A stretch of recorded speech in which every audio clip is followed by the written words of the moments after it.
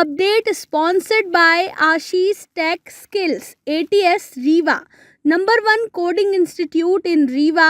Address: first floor, Rama Govind Palace, Rewa. सभी पत्रकार बंधुओं का जिला कांग्रेस कमेटी के कार्यालय में स्वागत है, अभिनंदन।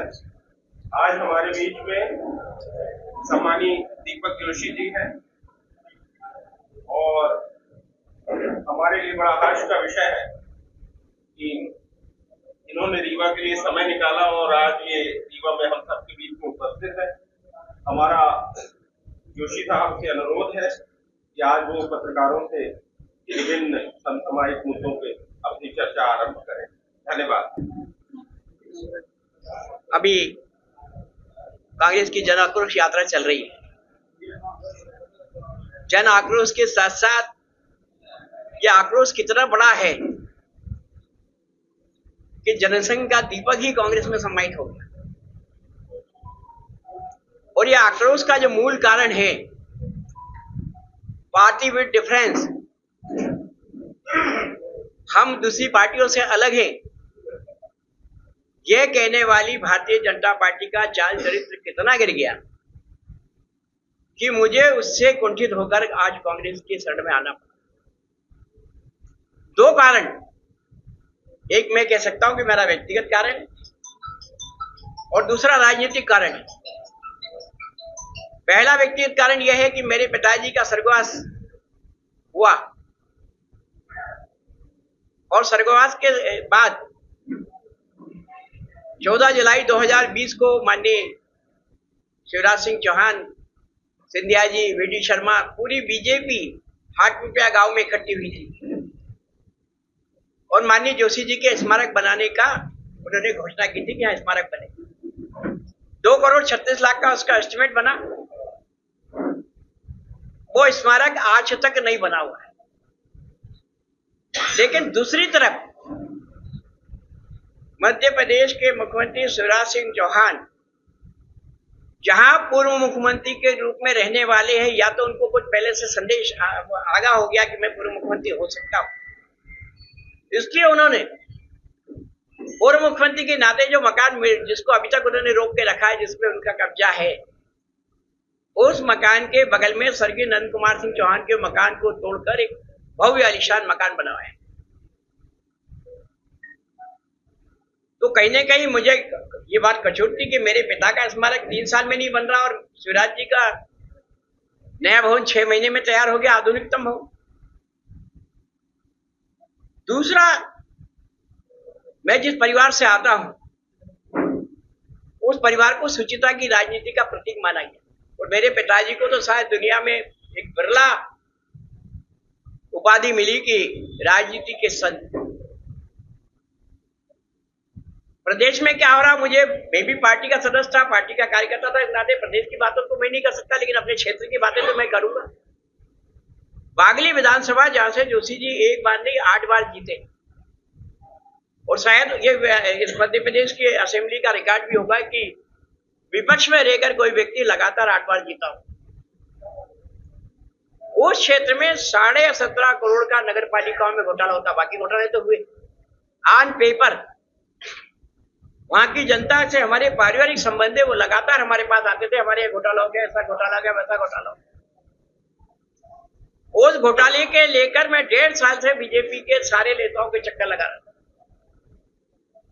जब घोटाला की लोगों के दिल सबर करने लगे तो काटाफोड़ गांव में लोगों ने मुझे घेर लिया कि आप हमारे साथ थाने तक चलिए, हम इनके खिलाफ एफआईआर करना चाहते। हम एफआईआर करने गए तो एफआईआर में एप्लीकेशन जिन 2 लोगों के नाम से लिखी गई थी, दोनों के खिलाफ केस बन गया, वो जेल चले गए, जिनको जेल जाना था वो बाहर है। बागली क्षेत्र में भ्रष्टाचारियों का रसूख इतना बढ़ गया था। एक फॉर्च्यूनर कार जो भाजपा प्रदेश के किसी नेता के पास रही, एक इंडिवर, एक थार, एक स्कॉर्पियो, ये गाड़ियां उस पैसे से खरीद के नेतागिरी को चमकाने का काम किया। ये 2 बातों से मैं लगातार उत्तेजित था। 28 अप्रैल को मैं प्रदेश के भाजपा के नेताओं को इससे अवगत करा चुका था कि ये पराकाष्ठा हो गई है, इसलिए मैं आपका साथ छोड़ सकता हूं। इस पर आपने ध्यान नहीं दिया, तब भी उनकी जू नहीं रहेंगी। लेकिन तारीख के बाद से बीजेपी ने अपना प्रयास शुरू करा और वो आखिर तक ले जाने की बात करी कि हम वहां तक आपको ले जाएंगे, लेकिन मैंने मना कर दिया कि मैं अब आपके साथ नहीं जाऊंगा, मैं ऐसे लोगों के साथ जाऊंगा। उसमें दो बातें मैं दो नेताओं के बारे में बताना चाहता हूं। माननीय कमलनाथ जी जब पिताजी का देहांत हुआ मुख्यमंत्री थे, मुख्यमंत्री होने के नाते पार्थिव शरीर पे पुष्पांजलि करने आए, तब उन्होंने मुझसे पूछा थी माननीय जोशी जी का अंतिम संस्कार कहाँ होगा। तो मैंने कहा शमशान में। बोले शमशान में जहां सबका होता वहां। मैंने कहा उन्हें तो कहाँ करेंगे। बोले जोशी जी तो मध्य प्रदेश के लिए एक बड़ी धरोहर है, इनके नाम का कुछ न कुछ स्मारक बनना चाहिए, लोगों को याद आना चाहिए। तो मैंने कहा हमारे पास ऐसी कोई जगह नहीं। कहा थोड़ी देर इसको रोक सकते हैं क्या आप। तो मैं तब तक कोई जगह की बात करता हूँ। उन्होंने वहीं से निर्देश दिया। 4 घंटे के बाद एक अच्छी लोकेशन पे हाटमुखिया गांव में जमीन मिली 2 बीघा। हमारे पास संदेश आया कि सज्जन सिंह जी वर्मा का, जो हमारे देवास जिले से ही हैं, उन्होंने कहा कि हमने जगह का भेज दिया है। व्हाट्सएप पे उन्होंने उसका मुझे भी भेजा कि जगह हमने सिलेक्ट की, अगर आपको पसंद है तो ठीक है। मैंने कहा कि आपने देखा तो ठीक ही होगी। मेरा कहने के बाद 3 मिनट बाद कमलनाथ जी का लेटर आ जाता है कि ये जमीन हमने स्वीकृत कर दिया, हम वहीं सब हम सरकार करेगी पूरी व्यवस्था वो करेगी। मुझे लगा कि मेरे पिताजी का 3 साल तक शिवराज सिंह चौहान मुख्यमंत्री होने के नाते स्मारक नहीं बना पा रहे, लेकिन कमलनाथ जी 3 मिनट में उस काम को करते हैं। तो एक विजन वाला आदमी मुझे कमलनाथ जी लगे, जो मुझे लगता है कि अपनी बातों को पूरा करे। माननीय दिग्विजय सिंह जी के पास मैं 1951 में गया था, जब मैं एग्जीक्यूटिव काउंसिल का चुनाव लड़ रहा था बरकतुल्ला विषय। बीजेपी का पहला और आखिरी एग्जीक्यूटिव जब चुनाव होते थे उसमें पहला और आखिरी मेंबर मैं ही इलेक्ट होकर बना बरकतुल्ला विषय। उस चुनाव में बीजेपी ने मेरा विरोध किया, इसलिए मैंने बीजेपी छोड़ने का फैसला किया। इन कारणों की बात बता रहा हूँ। सिंह जी के पास गया कि मुझे कांग्रेस में आना, आप कांग्रेस में लीजिए। तो दिग्विजय सिंह जी ने सिरे से खारिज कर दिया कि मैं आपको कांग्रेस में नहीं लूंगा, क्योंकि आप माननीय जोशी जी के लड़के हो, मैं नहीं चाहता कि जोशी जी पे कोई आंच आए। इतनी नैतिकता कांग्रेस के नेताओं में है। आज भाजपा के नेता नैतिकता की बात करते हैं, लेकिन नैतिकता किस प्रकार की है। इन्हें शिवराज सिंह चौहान के बारे में आप 84 से लेकर 86-87 तक का इतिहास पूछ लो कि कैसे रहते थे, कैसे पढ़ते थे, कैसे इनकी जिंदगी चलती थी। आज वो शिवराज सिंह चौहान 9.5 करोड़ का अपना चुनाव में संपत्ति दर्ज करते। संपत्ति शिवराज सिंह चौहान 90 में बने और आज तक है। मेरे पिताजी 55 साल रहे, 15 साल में रहा। 3 कमरे का एक मकान के अलावा हमारे पास कुछ नहीं है। हमारे पिताजी गाड़ी भी छोड़ के नहीं गए। जो 20 बीघा जमीन उनके पिताजी ने थी, उसमें 20 इंच भी नहीं बढ़ाई। लेकिन शिवराज जी ने राजनीति में पता नहीं कौन सा ओवर टाइम किया कि वो 9.5 करोड़ पे आ गए। ये सब बातें जब कचौटी लगी तो मैं आज कांग्रेस में आया हूं। और चूंकि समाज में रहते हुए प्रत्येक राजनीतिक दल को, जनता को ये बताना पड़ेगा कि दूसरा राजनीतिक दल जो हमसे कमजोर थे, उन चीजों को लेकर आज मैं यहां आया हूं। और मैंने देखा कि मेरे पिताजी की लंबी कर्मभूमि रही सतना और रीवा। आज बीजेपी का कार्यकर्ता व्यथित और कुंठित है। एक कार्यकर्ता ने तो मुझे ये तक कहा कि हमारी स्थिति तो इस पार्टी में ये हो गई है कि किसी बच्ची का ब्याह होता है और वो विदा के लिए जाती है तो आपको याद होगा कि रोती है थोड़ा सा। सब घर में रोना होता है कि नहीं, बच्ची जब बेटी विदा होती है। तो एक बच्चा हंस बोला कि ये रोती क्यों है, नहीं जाना तो नहीं जाओ। बोले हमारी स्थिति लगभग वही हो गई कि हमको जाना भी कि नहीं जाना है, लेकिन रोना भी है। तो ऐसी स्थिति में हम इस पार्टी में अंतिम छोर पे आज खड़े हैं। हमारा पूरा जीवन हमने दान दे दिया, लेकिन आज की स्थिति से हम वाकई में बहुत कुंठित और वंचित हैं। ये बात तय है कि हम या तो वोट डालने नहीं जाएंगे, और कई कुछ लोग तो मेरे साथ भी हुए, आपने देखा है। आज रीवा सतना में भी मैं कुछ लोगों से, ऐसे लोगों से मिला हूं, नाम बाद में बताऊंगा। लेकिन ये तय है कि जनसंघ और बीजेपी का जनाधार जिन लोगों ने यहां खड़ा किया था, आज वो सिरे से नकार दिए। विकास की बात करते हैं, रामराज की बात करते हैं। रामराज सुचिता की राजनीति का प्रतीक रहा है, सत्यता की राजनीति का प्रतीक रहा है, ना कि रामराज में युवा के हमने इतने फ्लाईओवर बना दिए, हमने इतनी रोडें बना दी, इतनी ब्रिज बना दी कि रामचरितमानस में शिक्षा जिक्र है क्या? सत्यता और शुचिता का वो किया था राम जी ने, उसका है।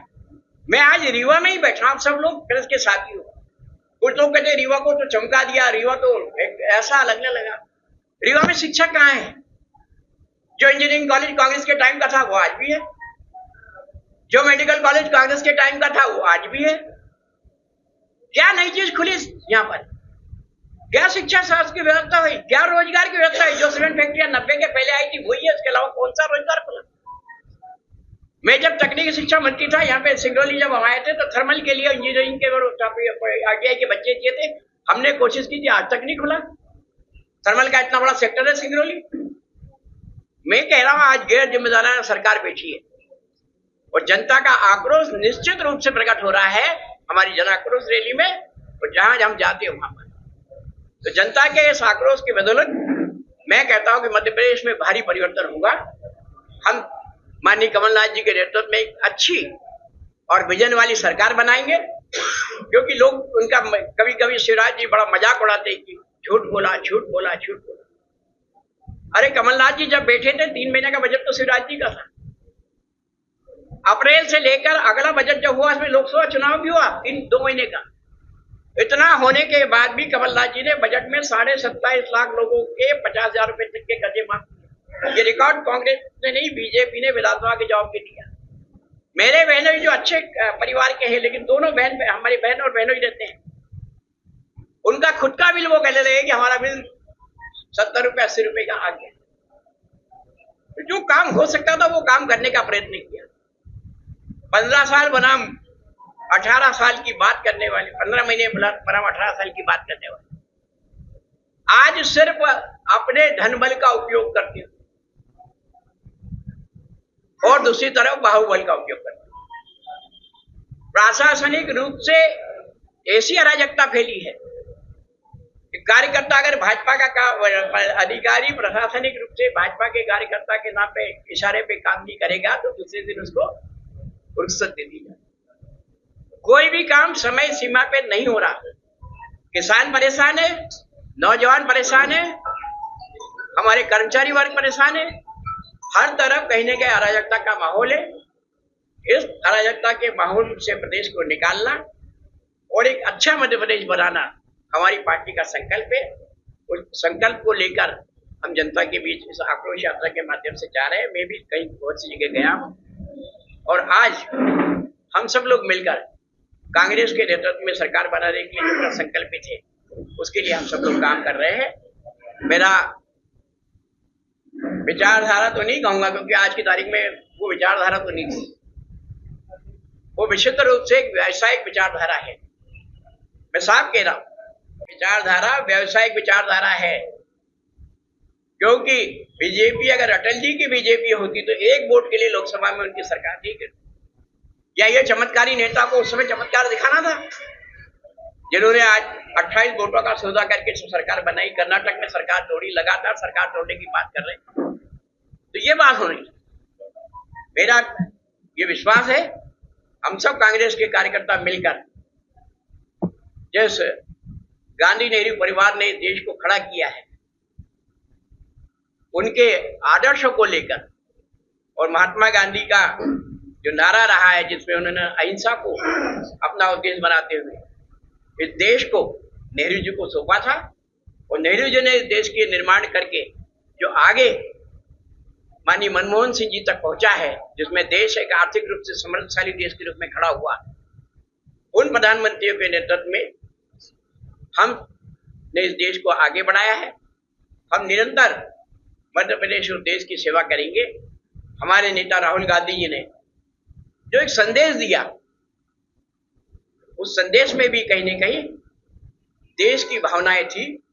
प्रधानमंत्री जी ने अभी G20 किया, उसमें पीछे लिखा था वसुधैव कुटुंबकम। वो विश्व को वसुधैव कुटुंबकम मानने के लिए तैयार नहीं, लेकिन भारत को वसुधैव कुटुंबकम मानने के लिए तैयार नहीं है। अरे जब हम अपने परिवार को एक नहीं करेंगे तो दुनिया को कहां से कुटुंब मानेंगे? मुझे समझ में नहीं आया। उन्होंने किया जरूर है, लेकिन अच्छी बात है। अगर उसको स्वीकार करते हैं तो हम सबको भी स्वीकार है, हम भी उसको मानेंगे और मानते ही आए हैं। क्योंकि देश का संविधान का निर्माण कांग्रेस के नेतृत्व में बाबा साहब अम्बेडकर ने किया है और अम्बेडकर जी ने उस वक्त व्यवस्था दी थी कि आदमी किसी भी जाति पंथ मेहनत का होगा, अमीर होगा, गरीब होगा, कैसे होगा, वोट की कीमत एक होगी। और इसी के आधार पर उन्होंने इस लोकतंत्र का गठन किया था और आज हम विश्व का सबसे लोकतंत्र, बड़े बड़े लोकतंत्र और सशक्त लोकतंत्र के रूप में पहचान करते हैं। तो वो भी कहीं न कहीं कांग्रेस की बदौलत है। आज उस कांग्रेस के साथ हम निरंतर देश को आगे बढ़ाएंगे, इस आशा विश्वास के साथ मैं हमारे सब कार्यकर्ताओं से मिला हूँ और निश्चित रूप से हमारा प्रयत्न सफल होगा। सरकार का आदमी मिलता है उसके साथ घुल मिल जाते हैं। मेरे साथ मिल जाएंगे तो मुझे लगता है कि मैं बड़े नेता से नहीं मिल रहा, कुछ मित्रता से मिल रहा है या इस प्रकार की बात नहीं। उनको 66 सीटों की जिम्मेदारी दी पार्टी ने और 66 सीटों पे मैंने देखा है बागली विधानसभा में, कन्नौज विधानसभा में, हाटपिपलिया विधानसभा में जब वो दौरे कर रहे थे 42 डिग्री सेल्सियस का तापमान था। मुझे लगा कि दिग्विजय सिंह जी हो सकता है अगली सभा नहीं ले, क्योंकि इतने तेज धूप है, लेकिन उसके बाद भी कहीं न कहीं उस नर्मदा सेवा को वाकई में सेवा मानकर पूरी पदयात्रा के माध्यम से नर्मदा मैया को नापने वाला वो व्यक्ति इन चीजों से अपनी पहचान स्थापित नहीं करता। मैंने देखा नर्मदा सेवा यात्रा के अभी जिस क्षेत्र से संभवतः में कभी पार्टी चाहेगी तो प्रत्याशी बना सकती है, वहां के गांवों से मुझे फोन आते हैं कि हम माननीय दिग्विजय सिंह जी के साथ यात्रा में थे, हम उनके साथ काम करना नहीं। कहीं कार्यकर्ताओं का फाल्ट होगा, पार्टी का कोई फाल्ट नहीं। दिग्विजय सिंह जी हम सबके सर्वमान्य नेता है और हम उनको अपना सिरमौर मानते हैं। जनता का उनके प्रति आक्रोश है? नहीं, जनता का कोई आक्रोश नहीं दिग्विजय सिंह जी के प्रति। पार्टी बोलती रही, देखिए उमाधार जी बंटाधार के रही, हम क्या कहेंगे शिवराज जी को, हम क्या बोल सकते हैं? मैं कह सकता हूँ शिवराज जी का दावे से कह सकता हूँ एशियाड होने वाला, इसके बाद ओलंपिक होने वाला। अगर वर्ल्ड में कोई झूठ बोलने वाला में गोल्ड मेडल लेगा तो शिवराज सिंह चौहान, मैं दावे से कह सकता हूँ। झूठ बोलने का गोल्ड मेडल मिलेगा, ये झूठ राज है शिवराज नहीं, झूठ राज है। झूठ पे झूठ, झूठ पे झूठ, किस प्रकार की बातें करता है यार। अरे 1000 रुपए के बाद लगा कि नहीं 1250 दूंगा, 1500 दूंगा, 1750 दूंगा, 2000 दूंगा, 2250, 2500, 2700, 3000। है मंडी है क्या? जनता हमारी मंडी है क्या? तो बोली लगा रहा। आप उनके पुराने साथी रहे हैं, पहले तो ऐसे थे कि सीएम बनने के बाद बदलाव आया। नहीं, देखिए ये बात सही है कि आदमी बिगड़ता जब है जब उसको कुछ न कुछ चीज मिल जाती है। मेरे ख्याल से उनमें अहंकार ज्यादा आया और अहंकार के बाद जब उनकी उम्र बढ़ी तो उन्हें लगा कि आगे कुछ व्यवस्था करना चाहिए, तो बच्चों को उन्होंने मध्य प्रदेश में नहीं पढ़ाया, भारत में नहीं पढ़ाया, अमेरिका में पढ़े उनके लड़के। कहाँ? अमेरिका में। मैं मध्य प्रदेश का मुख्यमंत्री का लड़का होने के बाद कक्षा 10वीं में भोपाल के government Subhash higher secondary school में जहाँ ना पीने का पानी था ना बैठने की ठीक से व्यवस्था थी, वहां पढ़ा। लेकिन माननीय मुख्यमंत्री जी, मैं नहीं कह सकता कि वो अपने लड़कों को भोपाल ही पढ़ा सकते अगर मुख्यमंत्री नहीं बनते तो, मैं दावे से कहता हूँ। लेकिन आज वो अमेरिका और इंग्लैंड में पढ़ रहे हैं, तो ये बदलाव उन्होंने कहा है। अगर वो कह रहे हैं कि मैं शिक्षित मध्य प्रदेश बनाना चाहता हूँ, मध्य प्रदेश के बच्चों की व्यवस्था करो ना, क्यों नहीं करते? आप कह रहे हो कि मैं मध्य प्रदेश को स्वास्थ्य के क्षेत्र में आगे ले जाऊंगा, उनके परिवार का इलाज बॉम्बे में क्यों करवाया? करवाते हैं मीडिया कॉलेज में या इंदौर में। क्या हमारी व्यवस्था इतनी लिंचपुंज है? देखिए 5 की 5 सीट आज की तारीख में कांग्रेस जीत रही है। जिले में 4 दिन की यात्रा कंप्लीट हुई है, वहां पर क्या पब्लिक सेंटिमेंट समझ में आया कि कहीं न कहीं यात्रा से आप भी जुड़े रहे? देखिए मुद्दे से भटकाने का काम इन्होंने किया है। एक योजना ये लाए लाडली बहना, इनको लगा कि हमारा गेम चेंजर प्रोग्राम हो जाएगा, जनता को हम कर देंगे। अब 1000 रुपया तो बहना को आया, हमारे यहाँ जीजी कहते हैं उसको, दीदी जीजा जीजी, तो जीजी को 1000 रुपया आया और जीजा जी को बड़ा झटका लगा कि 2200 का बिजली का बिल आ गया। तो 1200 रुपए तो जीजा जी को अपने जेब से भरना, जीजी क्या करेगी उसको? 1000 रुपए में कह रहा कि ड्रेस भी ले लो, बच्ची को कॉलेज भी भेज दो, बर्थडे भी मना लो। अरे 1000 रुपए में हो सकता है क्या? अरे 1000 रुपया आपने ले लिया, आपने ST/SC की सारी छात्रवृत्ति रोक दी, आपने अतिथि शिक्षकों का वेतन रोक दिया, जो मध्य प्रदेश के सैलरी दूसरे पदों में थी वो डाइवर्ट करके आप लाडली बहनों को पैसा दे रहे हो, बाकी काम कर रहे हो। अन्य विकास को कैसे आपने पीछे छोड़ा मध्य प्रदेश? क्या विकास? मैं तो आपकी इसी शहर की बात कर रहा हूँ। कहाँ है यहाँ शिक्षा? जो कांग्रेस जमाने की थी वहीं की वहीं छुट्टी है। सिर्फ फ्लाईओवर बना देना है, रंग रोगन कर देना। मैं तो यही कह सकता हूँ, खराब चमड़ी में अच्छे कपड़े पहना देने से परिवर्तन नहीं आता। परिवर्तन जब आता है जब हम व्यक्ति को रोजगार दें, शिक्षा दें, स्वास्थ्य दें। आज गांव के लोग पीड़ित है दवाई और पढ़ाई से, दोनों का खर्चा उनका हो रहा है। ये मैं स्वीकार करता हूँ कि शासकीय तंत्र पे लोगों का विश्वास शिक्षा पे कम है, प्राइवेटाइजेशन ज्यादा हुआ।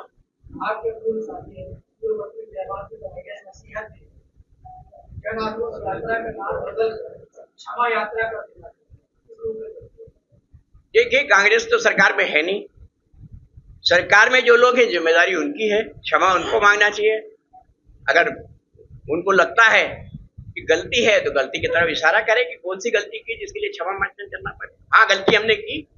कमलनाथ जी ने एक गलती की तो उन्होंने 1000 गौशालाएं बनाई, 35-35 लाख, 1000 कि गौ माता वहां रहेगी और उनका पालन पोषण होगा। 1000 गौशाला, जिसमें 200 गौशाला गौ माताएं रुकी। प्रत्येक विधानसभा में 2 या 3 गौशालाएं बनी। आज वो गौशालाएं खाली है, लेकिन मध्य प्रदेश के श्योपुर में क्या आते हैं? चीते। 80 करोड़ 90 करोड़ पता नहीं कितने सौ, दिन भर आप लोग भी चलते हो। चीते चीते, लाले चीते, पीले चीते, काले चीते। वो चीते आज भी कहीं न कहीं है, लेकिन वो गौ माता है जो रोज तड़प तड़प के अपनी जान रोडों पे दे रही है, उनका एक भी फोटो कोई नहीं दिखा। क्या कमलनाथ ने गलती की? हम इसके लिए क्षमा मांगे? जयवान सिंह जी भैया बता दे कि हम क्षमा मांगे कि आप क्षमा मांगो चीता लाने के लिए। चीते से क्या देश में आना, आप बताइए। चलिए, किस उद्देश्य से चीतों को लेके आए? क्या चीते हमारे आराध्य है? कौन से देवता की वो है? अगर ये देवताओं पे भी जाए तो अभी तो इन्हें वोट बनाए, जातियों के नाम पे विभक्त कर रहे हैं। फलाने समाज का वोट, फलाने भगवान की मूर्ति, फलाने भगवान की धर्मशाला। बाद में ये भगवान के जो वो रहेंगे ना छुए हुए, जो उन पे भी वो बनाने लगेंगे कि नहीं ये इनके भी लिए हम बनाए। ये भी कर सकते, जात को प्रभावित करने के लिए इतने नीचे जा सकते हैं।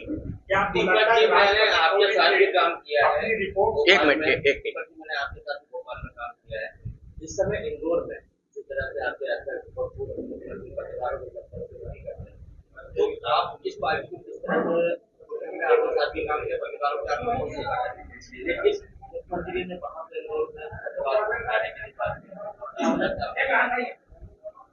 लोकतंत्र का चौथा स्तंभ है और आज भारत का लोकतंत्र परिपक्व हुआ है तो उसके पीछे हमारे प्रेस के सदस्यों की बहुत बड़ी भूमिका है।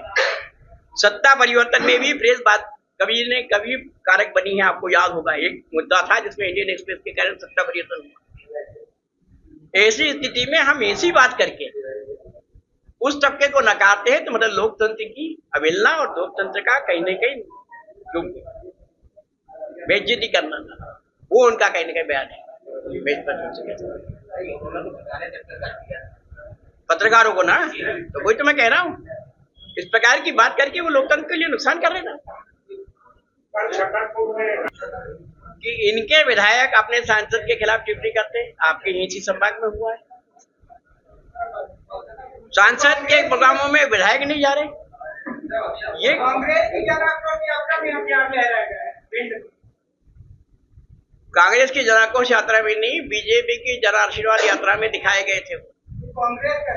नहीं, देखिए, भिंड एक ऐसा जिला है जहां शस्त्रों को रखने के लिए लोग ज्यादा ललायत रहते हैं। कांग्रेस अपने से भी ये सवाल है, अभी महिलाओं के सम्मान की बीजेपी बात कर रही है। नेहा सिंह राठौर चुराहट में आई थी। सोशल मीडिया में बीजेपी के स्टेट लेवल के पदाधिकारी एक फोटो ट्वीट कर रहे हैं जिसमें उनके पति ने पीछे उनको संभाल रखा है, पकड़ रखा है। उसपे वो एक विवादित कमेंट करके पोस्ट कर रही है। कैसा महिला सम्मान? देखिए, जो नेहा सिंह को वो एक व्यक्ति सपोर्ट कर रहा है वो उनके पति है। नेहा सिंह का क्लैरिफिकेशन आ चुका है। एक भारतीय जनता पार्टी के जो कार्यकर्ता है उनकी गंदगी है, उनके अंदर के गंदे विचार है जो उनके मन में है। बाकी महिला उत्पीड़न में मध्य प्रदेश देश में नंबर 1 है। इसका जवाब दे। महिलाओं के साथ जो अत्याचार हो रहा है उसकी बात करें। प्रेस नोट में कह रहे कि कांग्रेस जो है महिला का उत्थान और सम्मान नहीं कर पाती, हम करेंगे भाजपा वाले। कैसे करेंगे? जैसे महिला 1 नंबर पे लाके महिला उत्पीड़न में प्रदेश को 1 नंबर पे लाके ये महिलाओं को सम्मान कर रहे हैं। ये जो जन आशीर्वाद मुख्यमंत्री मांग रहे हैं वो किस बात के लिए मांग रहे हैं? देश कुपोषण में मध्य प्रदेश 1 नंबर में, इसके लिए जनता उन्हें आशीर्वाद दे दे। महिला उत्पीड़न में 1 नंबर में, इसके लिए जनता उन्हें आशीर्वाद दे दे।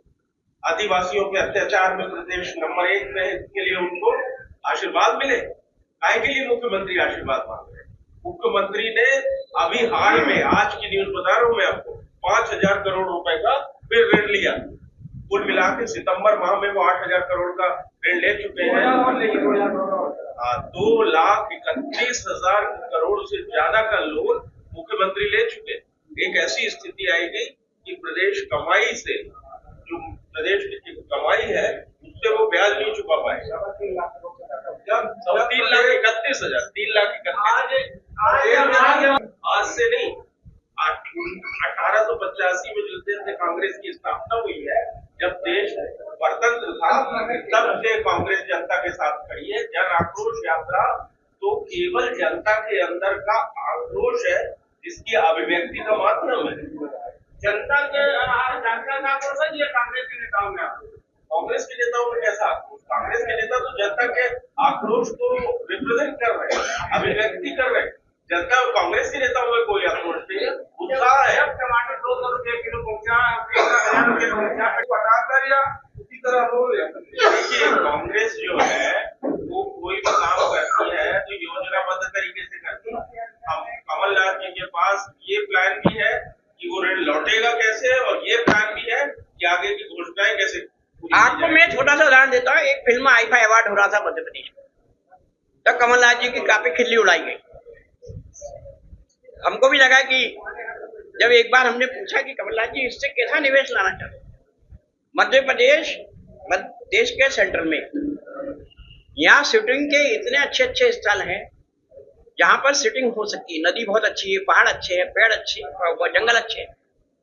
इन सब कारणों से मध्य प्रदेश में शूटिंग होती है। और फिल्मों के लिए जो नोएडा में या बॉम्बे में जो स्थान है, वहां पे फिल्म में काम करने वाले जो उनके सहायक कलाकार होते हैं, उनकी रकम भी उनको दुगनी तक दे देना पड़ता है। तो मध्य प्रदेश एक फिल्म शूटिंग का बहुत बड़ा हब बनता है, और आज बन भी रहा है। भोपाल, इंदौर, उज्जैन सब में बहुत शूटिंग हो रही, मंडलेश्वर में हो रही, शिवपुरा, इसमें ओंकारेश्वर में हो रही। तो उनका जो उद्देश्य था मूल, वो उद्देश्य ये था, लेकिन हमने हंसी उड़ा के उसको वो कर दिया। लेकिन चीते आए तब, आप बताओ ना, चीते आए तब क्या हुआ? चीते कोई देश में प्रगति के लिए वो है? ये चीतों को खड़ा कर देंगे, चीन का युद्ध होगा तो चीता हम खड़ा कर देंगे, चीन का युद्ध होगा तो। चीते इसलिए लाए, में बयान यही आएगा, देखना आप, कि हमने गौ माता इसलिए नहीं पाली कि गाय तो कुछ कर नहीं सकती थी, चीते इसलिए लाए कि हम चीन की सीना पे खड़ा करते। आखिरी बयान यही आएगा। और फिर ये कहेंगे हम वो क्वालिटी के चीते लाए, हमने ये किया, हमने ये किया। कमलनाथ जी का टीवी से वीडियो वायरल हुआ है, पत्रकारों को भगाने। इन्हें किस संदर्भ में बोला ये मुझे समझ में नहीं आता। भगाना, उन्होंने बोला होगा कि कोई पर्टिकुलर आदमी धमाल मस्ती कर रहा होगा, तो लगा होगा जैसे अभी ये है प्रेस कॉन्फ्रेंस में हो, लगता है कि मेरे को अपनी बात रखने में और आपकी बात रखने में तकलीफ है, तुम्हें को, और उनको हटाओ, उनको भगाओ, उनको भगाओ। उन्हें पत्रकार शब्द का उपयोग नहीं किया, मुझे ऐसा लगता है। सबसे बड़ी बात तो ये होती है, कमलनाथ जी के पास अपनी आप नहीं, आप लोग आप पहचान सकते हो, पर वो आप इंदौर में कैसे पहचान सकते हो? पत्रकार अपनी बुद्धिमत्ता, पत्रकार अपने जानकारी और प्रश्न पूछने के तरीके से पता चल जाता है कि ये पत्रकार है। बहुत अच्छी बात। नहीं, यही अनुभव होता है। कमलनाथ जी का इतना बड़ा अनुभव था, तो जो पिछले चुनाव में दुबई करते हैं कांग्रेस आपस में, जो वोट काटते हैं अपने भाई का ही, तो उनको क्यों नहीं निकाल देते बाहर? जिस तरह पत्रकार को पहचान लिए निकाल दिए, पहचान एक टिकट मिलती है, 4 लोग में खड़े होते हैं, तो उनको क्यों पहचान नहीं निकाल? पहचान सबको जानते हैं, सबको समय पे निकाल देंगे, समय आते हैं। देखिए, कमलनाथ जी के बारे में ये कहा गया था, जैसे ही मुख्यमंत्री पद से हटे, बोले ये आप दिल्ली चले जाए। लेकिन आपने देखा कि उस व्यक्ति ने मध्य प्रदेश को नहीं छोड़ा। आज मध्य प्रदेश में कांग्रेस को मजबूती से साथ लेकर वो चल रहे हैं। मैं जानता हूं ब्लॉक स्तर के अध्यक्षों के नाम से वो पहचानते हो। इतना विशाल व्यक्तित्व। दूसरा मैं तो ये कह सकता हूँ संसदीय गान उनका 80 में वो कमलनाथ जी एक धनाढ्य परिवार से थे, सांसद पहली बार बने। लेकिन इसके पहले आपको याद होगा इमरजेंसी के बाद 77 में जनता पार्टी की सरकार आई थी। इंदिरा जी, संजय जी सब जेल गए थे। उस समय इस परिवार की मदद करने के लिए धनाढ्य होने के बाद भी सिर्फ मित्रता के कारण कोई आदमी आया था, वो कमलनाथ। जब मैंने उनको बताया कि बात ऐसी है तो उन्होंने कहा कि फिर तो ठीक है, हम भी आपके साथ हैं। ये बात सही है कि मैं लेट हो गया है आने में, अगर पहले आता तो और भी ज्यादा मदद कर पाता, लेकिन थोड़ा लेट हुआ। लेकिन अभी भी जिन जिन से संपर्क हुए हैं, और शिवराज जी बात तो इंटेलिजेंस है, फोन नंबर निकाल ले, मिला लेंगे वो तो कि किन किन से मेरी बात हुई, कैसी कैसी बात है। ये तय है कि जनसंघ के जमाने का तो कोई कार्यकर्ता जिनके साथ है ही नहीं है, बिल्कुल मैं बोल रहा हूँ। और भारतीय जनता पार्टी के स्थापना 80 से लेकर 90 तक के बीच का कार्यकर्ता भी इनके साथ है। इनके साथ आज वो कार्यकर्ता है जो रेत का धंधा कर रहा, ठेकेदारी कर रहा, दारू के धंधे कर रहे या खुलेआम दलाली कर रहे, वही नेता इनके साथ है। कोई भी अच्छा आदमी आज की तारीख में मेरे ख्याल से इनके पास नहीं। जैसा मैंने शिवराज जी से प्रश्न किया कि आपने कहा राजनीति में ओवर टाइम किया था जो 2.5 करोड़ लेके आए, ऐसे ओवर टाइम करके अगर आए होंगे तो सारे बीजेपी के नेता ही होंगे मेरे ख्याल, जिन्होंने अपने काम के अलावा ओवर टाइम किया और पैसा हो। हमारे यहाँ आएगा तो वो लोहा रहेगा, ये कैसे कह सकते? हर एक अच्छे आदमी को जो राजनीति में अच्छे काम के लिए आता है, बदलाव के लिए आता है, उसको कैबिनेट स्वीकार करेंगे। हम बदलाव के लिए आए और हमको बदलाव के लिए अपना पोटेंशियल दिखाने के लिए सहयोग चाहिए, और सहयोग में जो अच्छे लोग आएंगे उनको हम लेंगे। आज भवर सिंह शेखावत जनसंघ के जमाने से काम करने वाले व्यक्ति, अपेक्स बैंक के चेयरमैन, 2 बार के विधायक, आज पार्टी ऐसे छोड़ के नहीं आए, किसी कारण से आए। कारण है, हम कोई सत्ता के लालच में नहीं आए, पार्टी तो विपक्ष में है, हमको कोई निगम मंडल नहीं दे रहे, हमको कोई 65 करोड़ 35 करोड़ नहीं दे रहे। हम तो अपने जेब के खर्चे से पीसीसी पहुंचे हैं। ये बता दूं मैं आपको, पीसीसी में चाय मिली है, चाय के अलावा कुछ नहीं मिला है, ये भी बता दूं। लेकिन वहां तो भोजन भी मिलेगा, मालपुए खा लो, ये खा लो, आ जाओ।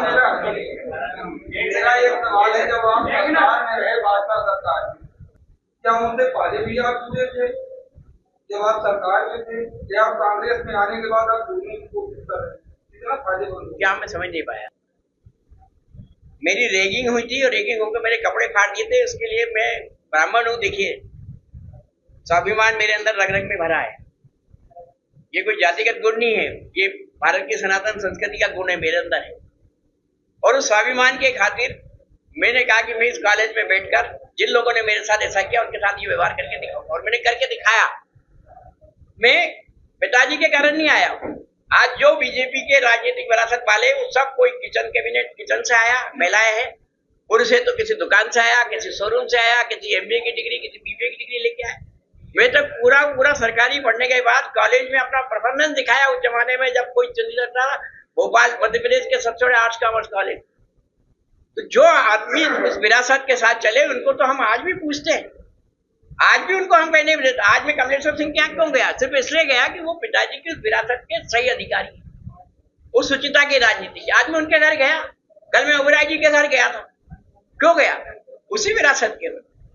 और उस विरासत को जितना मजबूत हम कर सकते थे करने का प्रयास किया। हो सकता है कभी कोई गलतियां हमसे भी हुई होगी, ये हम स्वीकार करते हैं, लेकिन जैसा कहा कि गलतियां हुई होगी, बेईमानी हमने नहीं की, गलतियां हुई होगी। और आज भी उनकी चिंता करते हैं। इसी कारण रीवा आए, मिलने आए। भारतीय जनता पार्टी के जो कार्यकर्ता है, जिन्होंने भारतीय जनता पार्टी खड़ी की, आप उंगलियों में रीवा में ऐसे नाम गिन सकते हो जो लोग भारतीय जनता पार्टी के लिए थे। आज उनको की भारतीय जनता पार्टी में कोई पूछ फर्क नहीं है, और वो स्वयं भी इसलिए नहीं जाना चाहते कि जिस पार्टी को उन्होंने खड़ा किया उसकी तो ये आदर्श ही नहीं थे जो पार्टी चल रही। ये कौन सी पार्टी, उसे पहचान ही नहीं पा रहे कि ये क्या वही भारतीय जनता पार्टी है जिसकी विपक्ष भी इज्जत है। हमारा शेड्यूल ये था कि सुबह 9 बजे निकलना, शाम को 6 बजे समाप्ति, स्वल्पाहार के साथ कार्यक्रम हमें रात से 12 बजे 11 बजे जमावट गौरा में हम लोगों ने हजारों लोगों की मीटिंग की। ये जनता का इतना आक्रोश है भारतीय जनता पार्टी के खिलाफ जो हमें देखने को मिला। जनता अपने आप उमड़ रही है। हमारा कार्यकर्ता पूरी तरीके से और इसका रिजल्ट आप 2023 के विधानसभा चुनाव में देखेंगे जब हम लोग बहुमत से सरकार बनाएंगे और रीवा जिले की 8 में 8 सीटें। Update sponsored by Ashish Tech Skills, ATS Rewa, number 1 coding institute in Rewa. Address: first floor, Rama Govind Palace, Rewa.